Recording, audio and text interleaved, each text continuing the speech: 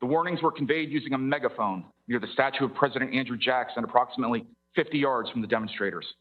From where I was standing, approximately 20 yards from the demonstrators, the announcements were barely audible, and I saw no indication that the demonstrators were cognizant of the warnings to disperse. As the clearing operation began, I heard explosions and saw smoke used to disperse the protesters. The park police liaison officer told me that the explosions were stage smoke and that no tear gas was being deployed against the demonstrators. But I could feel irritation in my eyes and nose, and based off my previous exposure to tear gas and training, I recognized that irritation as effects consistent with CS or tear gas. And later that evening, I found spent tear gas canisters on the street nearby. As park police pushed the demonstrators further down 8th Street, I saw demonstrators scattering and fleeing as park police charged towards them. I observed people fall to the ground, and some park police used their shields offensively as weapons.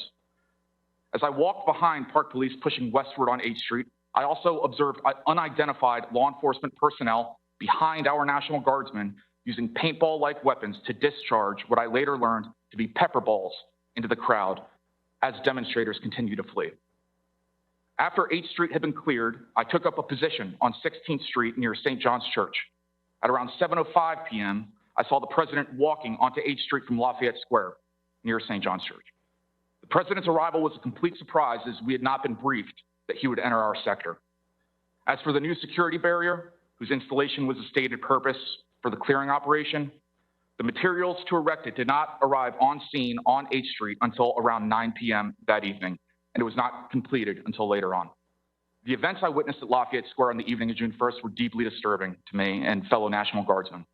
Based on my training and experience, at no time did I feel threatened by the protesters or assess them to be violent.